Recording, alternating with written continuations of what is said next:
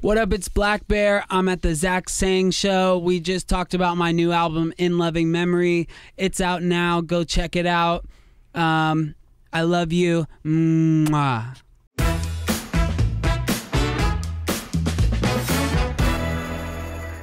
Hello, beautiful human. My name is Zach. That is Dan. And we welcome to the studio, Black Bear. Hi. Thank you for giving us your time and Can we energy. spit my lifesaver out because I'm going to be like... Yeah, you can literally, we'll blur it out so nobody sees you doing any of that. I'm going to save it too. Oh, that's good. I'm going to put it on the table and I'm going to put it back in my mouth. That's really frugal and really, I like that actually. Well, I only brought like 10 in my pocket So you got to last for the day. Mm-hmm. So I can't just like be throwing lifesavers out. You suck on them, you don't chew on them? Yeah, no, they're like the hard candy lifesavers. Yeah. Yeah, so well, people chew them. He chews them. I bite right in it's so them. bad for your teeth. Mm-hmm. Thank you. It's not good. Yeah. Question. Your hair is attached to self-expression, right? It has I don't know. be. What do you mean? I mean, your hair change. By the way, it's amazing. Thank you. But I follow one of my favorite things to do on the internet is follow your hair chronicles and see how they move and they change. And I do believe that the way people do their hair is attached to at least what they want to express in that moment. It's, it definitely moves. I change it for every like video performance. Like we're doing James Corden tomorrow, so this is the hair for Corden. Sick. So I change it for. I'll have a new one for the VMAs this weekend. And it usually matches like whatever the stylists are going for. Got it. Yeah, like this weekend Matthew Williams from Givenchy is styling me, so I'll probably do like a baby blue because he likes to do black with baby blue. So it's beautiful. Yeah. Thank you for being here, by the way. Yeah, thanks for having me. I've been a genuine fan for quite some time. Thank you, man. I mean, you have had an incredibly fascinating musical run as we approach the 6th studio album. Mm-hmm. Is it wild to think that you're at number 6? Am I supposed to hear you in these headphones? Can you not hear me? No. Oh, I want to fix that. My headphones aren't on. Oh, bro, I sound the best through headphones. Hold okay. on. Oh my God, that's so disappointing. Oh, dude, I'm so sorry. Dude, I'm sorry, Zach. No, it's a much better. Just tell me, I sound so much better this way, right? Oh yeah, it's like you got like this. That sounds so much better this way, right? This summer. I really am addicted to the way I sound through processing. It's really unhealthy, and it's bad. Me too. I do Ryan Seacrest jobs sometimes, and they ask me to because when I turn on my radio voice, it's like, "Hey, what's up? It's Black Bear," and like I turn it on, and like they wanted me to like replace Seacrest. I've heard you host on Sirius XM Hits 1. Yeah, you're out there. Yeah, I'm out there. I'm doing it. So, 6th studio album, but a musical journey that is so incredibly fascinating. It starts in emo and very pop punk. Mm-hmm. I mean, is it correct to say that like Polaroid was emo, correct? Yeah.ってthen you move into R&B. Yeah, well, I sent out all my demos that I had to like various people like Ultra Records in Miami, and like I sent it out to a few other like songwriters and producers, and Neo was the first person to write back and said, "Hey, come for a week to Atlanta and record with us." And I ended up staying for 3 years learning under Neo. What do you think, or did you ask him, like, what did Neo hear in those demos that he was like, I don't know. I never asked him what he heard in me. I was just like the token white guy. I was just like the guy that was around that made acoustic music, and like any song that came in that was like acoustic vocal, they were like, "Hey, cut this." And like, so I was just the token dude, like just, but because it's not just Neo, it's all his producers. Yeah. That's who I really learned under, was his camp, so all the producers and like B Major or just Major, you would know him as today. Like I learned from him, and like, yeah, he's the first person I saw go into a studio, lock the door, and come out with a song. So I was like, I want to do that. I want to produce, write, and come out with a song like by myself. I want to be self-supporting. Well, so what fuels that? Isn't it an understanding that like with a band, there's just emotions and other personalities that need to be managed to craft? It's like having 5 girlfriends. Honestly. Yeah, and it's also like having 5 children that you have to pay allowance to too. Yeah. And so in my band, I was like managing. We didn't have a manager, so I booked all the. I was the booking agent too. Booked all the shows. I like managed the band. I wrote all the songs, and like they wrote some of the music to the songs, of course, but because that's what a band does. And so it was just like coming from that out of high school. It was just like, I want to do this like for real. Like I want to do this seriously. In that moment, do you realize that? I mean. That it's you and only you that it takes to craft something great? Or do you realize that like you do need other people in that studio to make a hit song?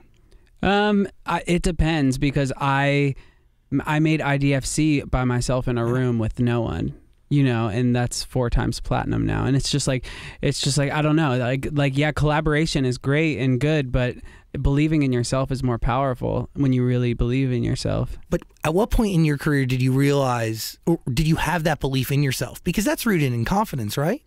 I don't know if it's confidence, and maybe it's confidence in your craft, and like, but I just knew I had something to say and a way to make the world feel. When did you realize that though? Probably around the Afterglow when I started making Black Bear. Got it. Yeah. What elements of emo music did you carry with you into R&B? Probably lyrics. Because, you know, I couldn't find sex or foreplay out there. Yeah, because they're not like official Black Bear releases. They're like my demos. Do they exist anywhere on the internet? No. Probably YouTube. Got it. Yeah. SoundCloud is a big part of your DNA too. Yeah, huge. I thought I'd find them there. No. No. Are you proud of those? No. When were you? Do you remember when you started to actually feel pride for the art you were making? It was the Afterglow. That was it. Yeah, that's why I considered that the first Black Bear album. But could you have gotten there without everything else? No. It's wild to think, right? Yeah, I just don't like the other shit. But you learned from it. I learned from it, but I just don't like it. I don't want to listen to it. So what do you take with you from that time with Neo that you brought with you into the Afterglow? What do I take from the What did time? you learn, like, that you actually applied in crafting that first body a lot of work? I mean, it would take like 3 days to tell you everything, but I mean just down to like, you cut your vocals like this, you doubled this, the formula is like this, and you start a song with this many words, and you make sure that this note always lands on this beat, and there's a formula to like hit records and like all this stuff. And like, some people believe there's a formula, but I just think it's like the way people relate and the time period you're in. I feel like the time period and the temperature of culture does matter. No, 100%. If you miss your window, it's not a hit song anymore. That's what I think. Is there something to holding a song until the temperature's right? Because if you release it, even like, you can miss it, or you can miss it either on the front end or the back end, right? Right. Of the moment. It depends. I think if you have like, I don't know, an IDFC, you can release it anytime and it's gonna work anytime, just because it's honest and it's real and it'll touch people. But if you have, I don't know, a Hot Girl Bummer, I don't think I could release it today and it be as big of a hit as it was right before lockdown. Yeah, it just fit. Hot Girl Bummer was kind of me in the club.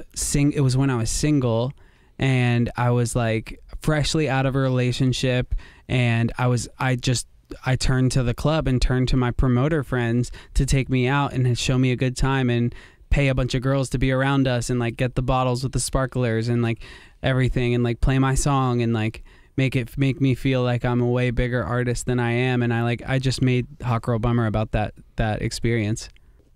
A song like that goes on to change your life in a major way, as like, it is easily, I mean, dude, it's still played on radio stations every other hour all over the country. Like, it is do you consider it one of your biggest records that you've ever put out there? How do you establish what a big record is to you? 100 million streams is a good like indicator idea. So like I have for me, like those are the ones that touched a lot of people. And I don't know. There's ones like Me and Your Ghost is over 100 million streams. I think Queen of Broken Hearts is close to that, and then Miss the Old You, Dirty Laundry. I have like a bunch. IDFC, Hot Girl Bummer, IDFC Acoustic, that are well over 100 million streams. But I don't know. Did you expect Hot Girl Bummer to be?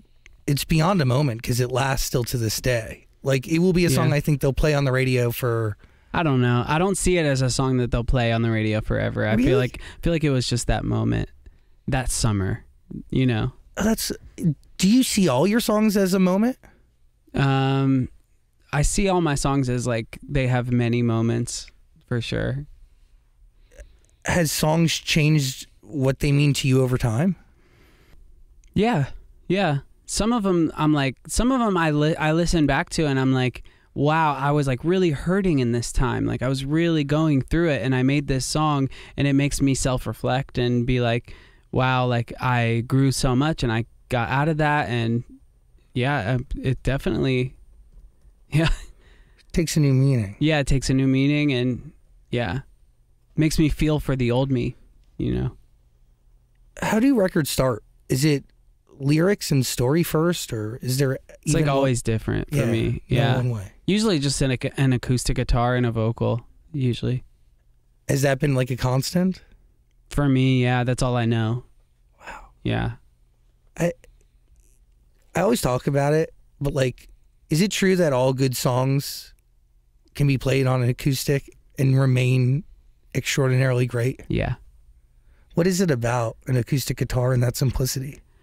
If you can strip anything down to just a piano and vocal or acoustic and vocal and it still be great, I think you have something special. And like, that's why I write all my songs on acoustic first. And the ones that I don't, I don't know. They're sometimes not as special, but I don't have like a formula for, I just like kind of just push a button. I push a bunch of buttons until something works. That's kind of like that's my formula. But you hear it, right? Yeah. If there's a thingy, if there's like a thingy, then we're good. Is the thingy different every time? Yeah. So you mentioned trying to learn or understand at least a basic formula, like the building blocks of a hit song. Mm-hmm. Yeah. Do you think that formula still applies, or has it changed over time? I think it's kind of like an old person thing. I don't know. I think like making like, of course, like it worked for people like Max Martin and Dr. Luke, and it's still working for them to this day because they just know how to make hits. But I don't know. Maybe I should learn something from them and like, I don't know. I don't know. I mean, it's going pretty well, but also I find it incredibly cool that one starts in pop punk and ultimately studies under R&B greats and urban greats and then comes out. I mean, yeah, you write incredible. Numb, Boyfriend, you have your era with Mike and you just released a song with him for the first time after 4 years, but then you still end up in pop punk. Yeah. I mean, keeping a genre and a format that has been so heavily influential in my life that I thought for a while, dude, was going to go away. Like, I was really nervous. Mm-hmm. Really, when Bamboozle started closing down and Warped Tour started, yeah. Like, I was really, like, it was just a safety. Safe I wish harbor. Warped Tour would come back and I can headline it. That would be like so great. I think it's going to come back in new ways. Maybe our friends over at Emo Night can do something. Yeah, Yeah. There's a community there. Yeah. What brought you, or what keeps you attached to that genre? Because you can do anything. That's just all I know. That's what I learned. That's what got me to love music. Like in a way, like I passionately fucking loved music, and it's because of New Found Glory and The Used and Blink and Midtown and Census Fail and just I don't know. I think at this moment in time, I just wanted to make an album for me and an album for the fans, and not really give a shit if it was going to end up in a movie or end up on the radio or end up on Pitchfork's list of good songs. Like, I just don't give a shit at all. I don't. That's the biggest difference between In Loving Memory and everything that's come before? Maybe In Loving Memory and the album that's come before it. Yeah. Got it. So 5th and 6th. Mm-hmm. What changes? Where you just don't give a shit? It's an era. It's just like every album I go into a different era. This era, I started dyeing my hair all fucking crazy. And I do something different in every era. And it's just like, I don't know. Every album has a color. And like, I'm in the era and I obsess over that. Digital Drug Lord was orange and everything. All my clothes were orange and my nails were orange. And I just like, that was such an era for me. And I just want people to like get lost in my era. Where does the era begin for you? Is it seeing a color and then crafting to that? No. It's once an album's done, I wait to get inspired by something and I start a new one. What inspired number 6? My real father passing away. Do you process and then begin to write, or? No, I just begin to write. Really? And hope that by the end of the album and when it comes out that I've processed by that time. And I don't even know if I have. Maybe I have. It's been a year. But I hope to have processed all the shit that I was going through by the time the album comes out. Do you write this alone, or do you? I mean, I do a lot of it alone. Like the intimate parts of my music are alone. It's those. I write in my phone, and I write the ideas in my phone, and like, I don't know. All the intimate parts of the lyrics I don't co-write with anyone. But you know, Andrew Goldstein will send me a chorus idea or a melody and we'll use it. And then I'll write lyrics to that. So I have no formula, but we talk to so many artists and and I always ask the question of like, do you process while you write? Do you process before? And I've never gotten somebody who actually processes while they write and uses the process to like really dissect and figure out. Yeah. You learn a lot. Yeah. I mean, even just being alone, but also sharing it with people you trust. Yeah. What is it like to share this body of work at all with anybody? Or even an idea? It's like group therapy or something. It's like, it's kind of like sitting down and being like, this is what I'm going through. This is what's happening in my life. How can we put that into a song that helps people in some way? I mean, but you make music with other artists. I do that. What are you going through right now? What do you need to say to the world that you haven't said yet? You know, what is your era right now? Like, what is your color right now? You know, like that's what I care about as a writer.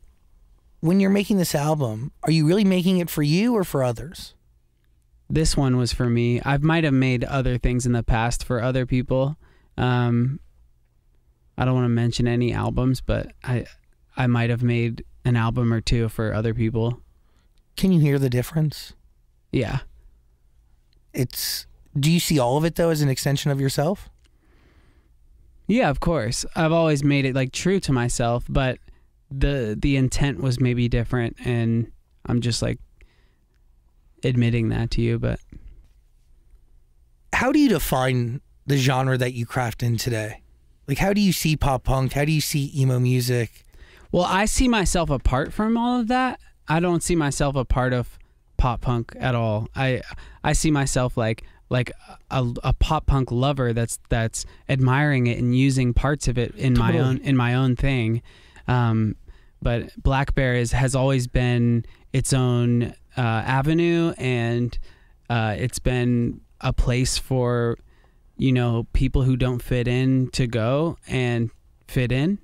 Totally. And yeah, so by the way, isn't that art today as a whole? Isn't that music today as a whole, in terms of genres are, in my mind, nothing but economically crafted boxes to just put a label on a label to put a label. You get what I'm saying? Well, like conversation, like in a conversation, you want to be able to say, "Oh, I listen to this. It's kind of like pop punk." "Oh, I listen to this. It's kind of like R&B." You know, like Totally. so it's just like meant for conversation. And I guess if somebody talked about me, they would be like, "Oh, he's kind of like a rapper. He's kind of like a singer. He's just did an album with Travis Barker, and it's rock, pop punk, but you know, he's a wild card." I think people would say that about me. Why was Go Fuck Yourself the right first single and introduction to this era? It was just what the label wanted to do. Does that suck? Yeah. Do you find yourself... It's weird. Why do you have to battle for anything? You're Black Bear. It's, you know, everybody and artists bigger than me have to fight. It's crazy. And it's like, if you don't have something that's like buzzing on TikTok, like they don't even answer your phone calls. It's like all the jokes in movies are like true. Like all the stuff that's like, all the jokes that are like, he's viral, let's talk to him. And then on Wreck-It Ralph, they're like, "You're viral right now, here's a drink." And they give him a drink and they're like, "Oh, you were viral 3 seconds ago," and they take the drink away. And it's just like, you know, that's how it really is. And by the way, that's in Wreck-It Ralph. Yeah. So like it's penetrating culture, and the world is understanding what fleeting virality means more and more. Yeah. Which is, you're a dad. Isn't that a little scary? Like, and I'm a product created by the internet. Like my whole career is because of that. Me too. But it was the internet when it was MySpace, and when it was Twitter and MySpace and alone. And that's what I know. And I only use Instagram. I try to use it, but it's like Instagram's all like TikToks now anyways. So like, I don't know. I'm just like lost. And so I'm a dad now. So I just hang out with my kids, and I let Isabel on our team, she does the social media now, and I just play with my kids and write songs. That's what I do. So that gave me goosebumps, by the way. Like that's a great existence. Yeah, thanks. Yeah, that's what I do. Does that change the way you make art? No, I mean, being a dad has. Yeah, it changes your perspective. Settling down, getting married, and having kids, like that slowed me down and made it to the point where I only work for this week at a time, and then the rest of the weeks I'm on tour or I'm with my family for this week. And you know, I think before I had a family, it was like I would just stay up till 7 a.m. sometimes, all night, like just on coke and just like making horrible songs that will never see the light of day. And that's just what I was doing. And then some of the songs made the albums. And interesting. Yeah. Do you still keep those songs somewhere? No. They're deleted. Yeah, they're gone. What single would you have released what song were you fighting the label to release instead of Go Fuck Yourself? Dead Inside was my favorite. Yeah. Why did you think that was the right one? It just feels good. Is that how you judge? Is just a feeling? Yeah. Yeah. Is the feeling the same though every time? No, every song's feeling is different. There's like different vibes for sure. But is there a thread to the hits? Yeah, when a song feels really fucking good, it's usually gonna be like, you know, one of those songs that everybody loves. And I don't know if the vibe's right, but yeah, I guess I judge my work on how good it feels, and yeah. Got it. What are you thinking? Do you think they wanted Go Fuck Yourself to be released first because Machine Gun Kelly was on it, and they wanted to help use that as like promotion? Yeah. How does that make you feel? It was okay because Colson's like one of my best friends, and we have songs together, and it only makes sense. Like we have success with the other 2 songs that we released together. End of the Road is so good. Oh, thank you. Yeah, so we have like 4 or 5 songs together, but the last 2 that we did together have done really well. And I think it was during that time, and the guy, you know, the people from my label heard heard GFY, and they were like, this is the one, and I was just like, I believe you, you know what you're doing. And they were like, we're going with this one, and and I just kind of, I don't know if it was a mistake or anything, but No. it was just like they kind of picked it, and I kind of wish it was another song first, but it's just, I'm not like, I don't hold resentments about it. There is something special between you and Mike Posner and you and Kells, right? There has to be. Yeah. I mean, I work with a ton of people, and like the special ones I like to keep around and keep making music with, And like you and Mike have been on such a fucking journey. Yeah. I mean, it's. Do you remember writing Boyfriend with him? Like, Yeah. Like it was yesterday. What was the mood? What was the goal? The goal was to work on the song that we made at his video shoot. We got a guitar, we started singing something that kind of had a good melody, and I have the video still of him recording and singing, and the goal for that session was to make Mike's next big single, and it was going to be him and Rick Ross, and it was going to be called Bedroom, and it said, inside of your bedroom, no one has to know, da, da, da, da, da, da. Girl, take off your clothes, da, da, da, da, da, da, da. I don't know what it was, but we made it Boyfriend, and Scooter Braun heard it and was like, this is coming out next week on Bieber, next week on radio. Like it was like that quick. It happened so fast. I guess they were like really scrambling for the perfect song for Justin to become a adult, to be seen as like Big Justin. And that song changes his life. Yeah, it changed his life for sure. Did it change yours? Yeah. Huh. Yeah, most money I've seen was $10,000 that Mike gave me when I moved to California, and I was sleeping on an air mattress of the Palazzo on Hollywood. By the Grove? By the Grove, yeah. and it was my friends. I had like a friend who had like daddy money, and he had the apartment. It was just horrible, just like trash everywhere, and like I had an air mattress and a MacBook, and that's all I really had in my clothes.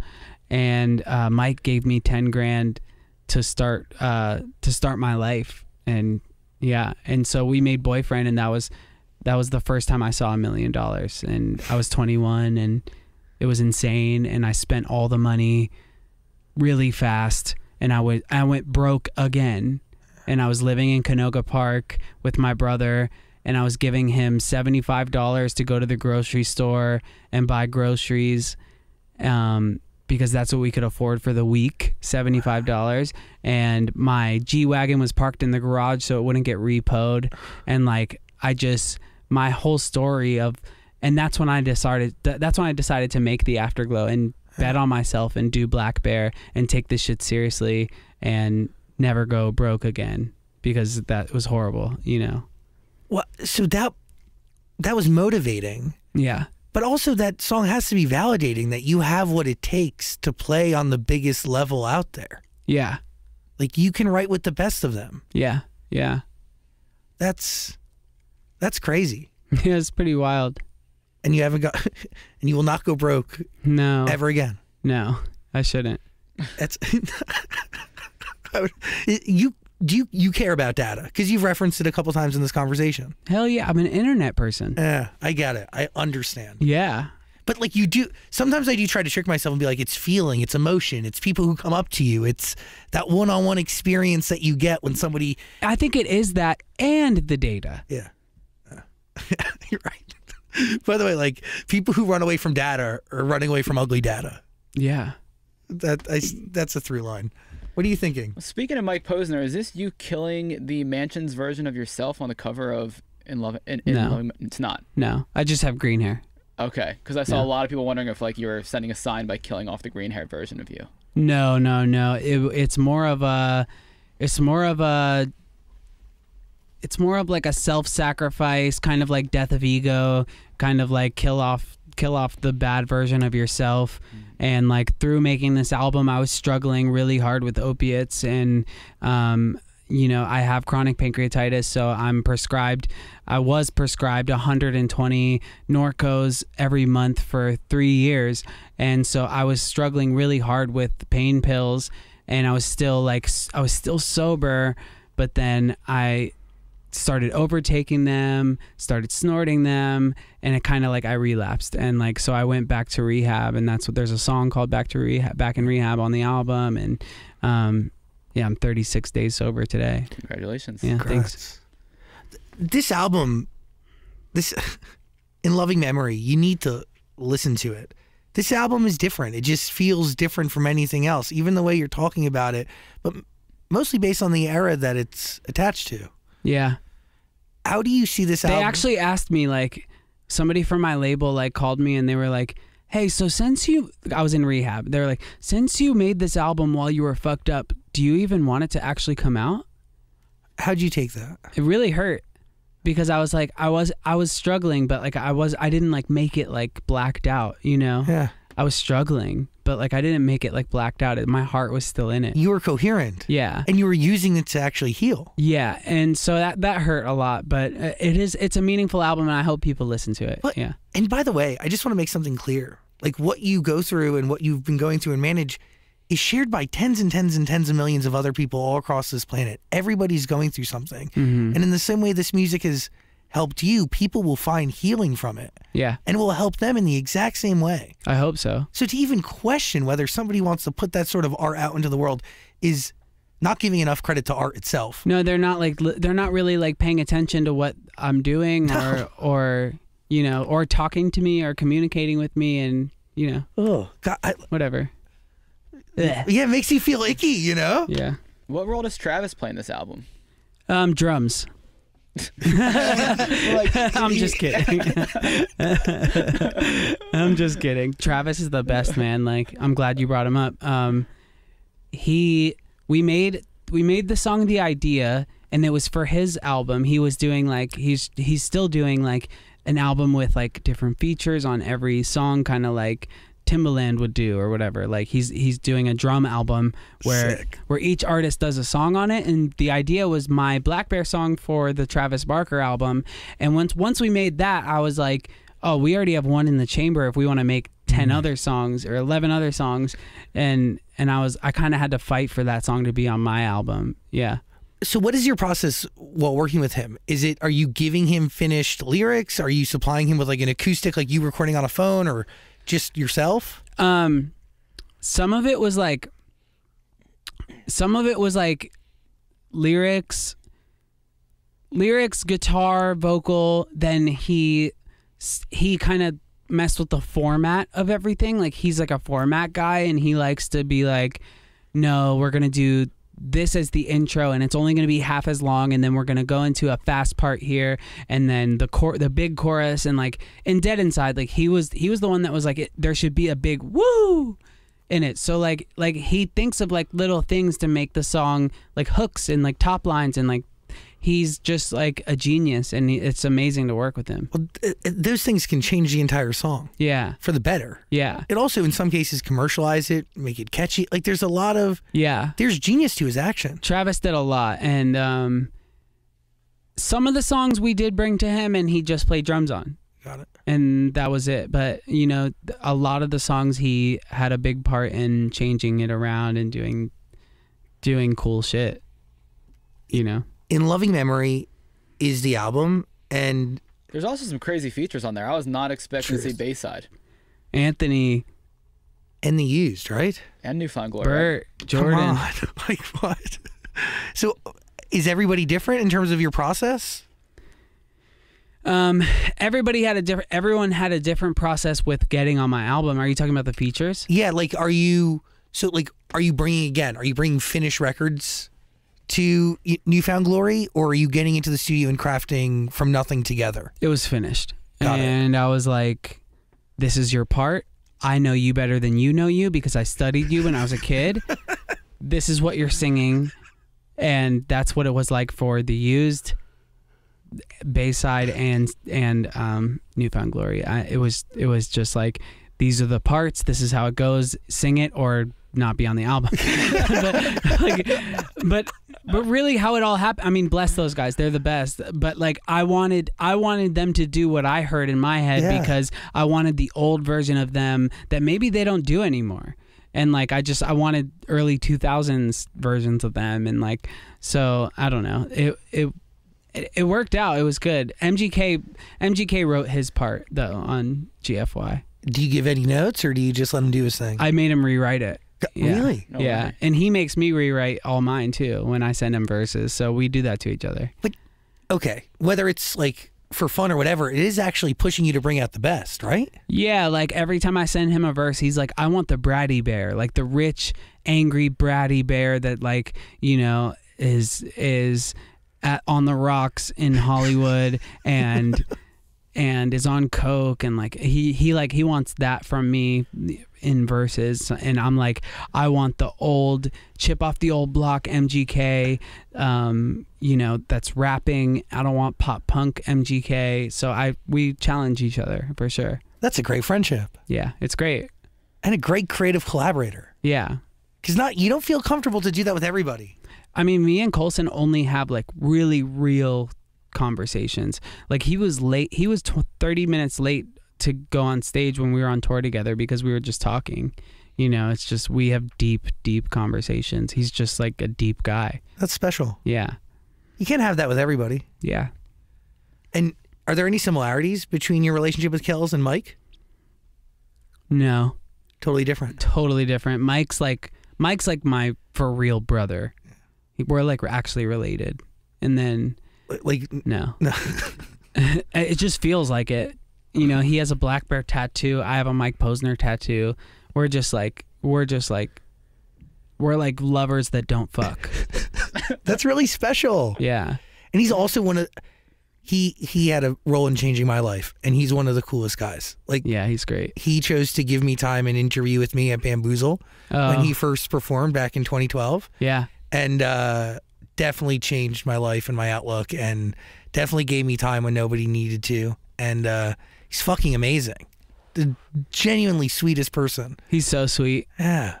He's never changed either. Like, he's always been so sweet. To see. And like his haircuts have changed Yeah, but that's it. big time, but that's it. He's only gotten more enlightened. That's it. God, that is so accurate, Yeah. but also like really cool to be around, because you are the company you keep. And I do believe that real recognizes real. So you recognize something within each other. Yeah. For Like- sure. And you definitely have some similarities there. Yeah. We just get each other musically. Like when he does a part, I freak out. When I do a part, he freaks out, and we just freak out about each other, you know? Just fans. Yeah, we're just big fans of like when the real true version of ourselves come out, we're big fans of those real true versions of ourselves. So, God, it's a really great relationship. yeah. Do you guys ever discuss doing Mansions too? I know everybody is always asking you that. We start in November. You start in November. Yeah. Oh wow, Yeah. that's exciting. Do you know what color hair we're gonna do? Green. Sick. Okay, cool. I guess we'll just wait to see what happens with that. Yeah. I don't know if it'll be any good, but Do you have to go? I Like, do feel you like you go? and Mike Posner getting together, like it's got to be good. Do you really think you guys would get in the studio together and create just like shit? no, I don't. But I don't know. It definitely won't be Mansions 1. Of course. There's no way. It'll be Mansions 2, and it'll be a sequel, and I hate sequels, so we'll see. Sophomore albums are always tough. Yeah, they're weird. Yeah, Yeah. because it's not the debut. It's like it's like you're growing a little bit. Growing a lot of it. I mean, it's been 5 years. That's it. Yeah. But In Loving Memories, the current era. Yeah. Please listen to the album. It is a message to your birth dad.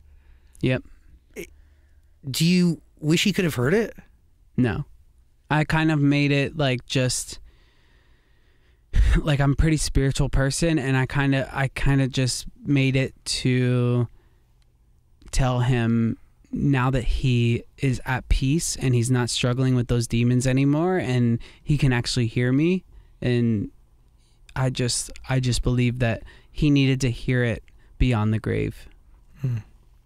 Why'd you end it with Hazel Inside? Because that song, just from like the teasers you put out, sounds much more I mellow. wrote that with Mike, Oh, you actually. did? Yeah. Okay.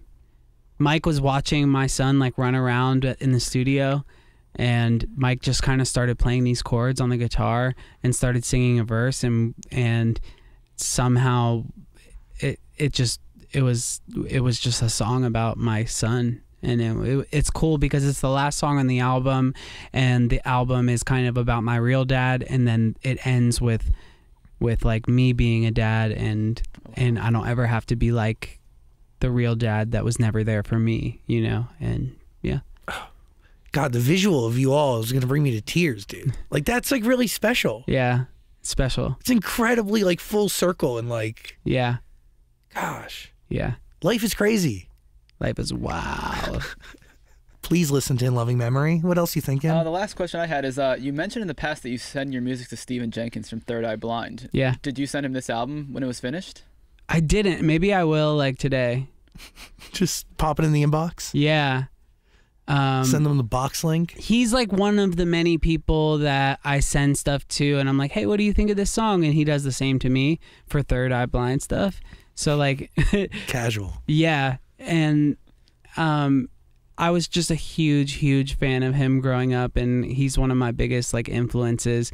But now we're at a point where we're kind of like, I still see him as the best lyricist that's ever lived. And we just see each other as like music guys in different directions doing different things, but we kind of give notes on songs. And yeah, Would you apply his notes? I have before. Yeah, there's a song on Everything Means Nothing that he co-wrote apart. Yeah. And just because you sent it back and forth. Yeah, I Feel Bad is he did the outro of the song. Wow. Yeah. It's casual and cool. Yeah. I mean, you've worked with so many people. Is there anybody you look back on, you're like, I can't believe I worked with that person? Or you're just like kind of starstruck by someone? Or is it just normal at this point? Well, I can't believe that I worked with Chester Bennington before he passed. Yeah. On the last Linkin Park album. Like, that kind of blows my mind, and he was just such a sweet person, such a kind soul, and like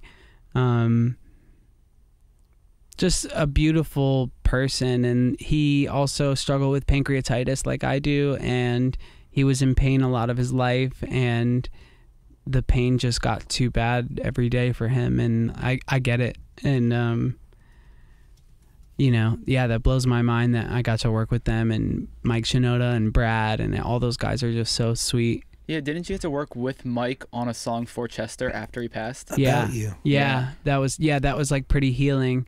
I don't like remember much, but it was healing to do. Yeah. That's awesome. I mean, Chester, he's one of the best screamers. His 18-second scream on Giving Up is phenomenal. Yeah.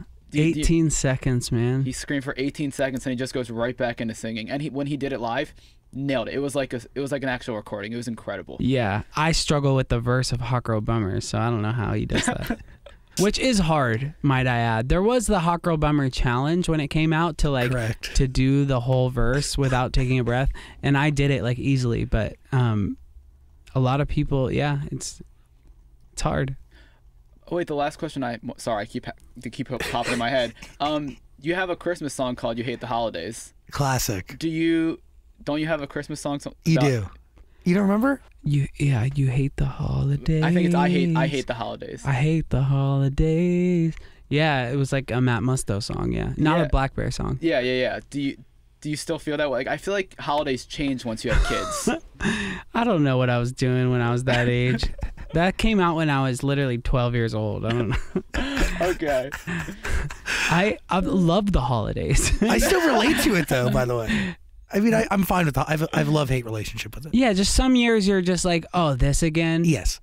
Truth. And then some years you're like, I'm like already ready to go to Christmas this year. But it does, like, kids do change the way you treat even the most minor holidays. Like, yeah. 4th of July is a thing. Yeah. Flag Day could even be a thing. Oh, yeah. You know, like everything. At Easter, everything's a thing. Yeah. Easter egg hunts at my house are sick. Yeah, we have 15 acres out in the country, so like we have crazy Easter egg hunts. Okay, you go for 48 hours. See you in 2 days. Yeah. Good luck. Put $100 bills in the eggs and stuff. Sick. I'm a sick person. Yeah. I'll invite myself next year. Yeah. Thanks. You just have to search 3 acres to find one. Yeah, I mean, for $100, I'll do a lot. Please listen to it in loving memory. There's going to be a link in the description below. Also, all of Black Bear's music is available right here on Amazon Music. Listen to it. I really can't thank you enough, man, for taking the time. Yeah, thank you guys. Appreciate you, Zach and Dan. Really incredibly special. So thanks. Yeah. Black Bear, everybody. Woo.